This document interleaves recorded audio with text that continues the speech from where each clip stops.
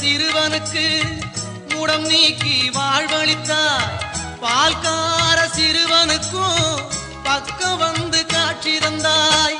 அலை மோதும் கடல் நடுவே அன்றடித்த புயலினிலே, அலை மோதும் கடல் நடுவே அன்றடித்த புயலினிலே, தத்தளித்த கப்பலையே தாங்கி கரை சேர்த்தவளே, தாங்கி கரை சேர்த்தவளே.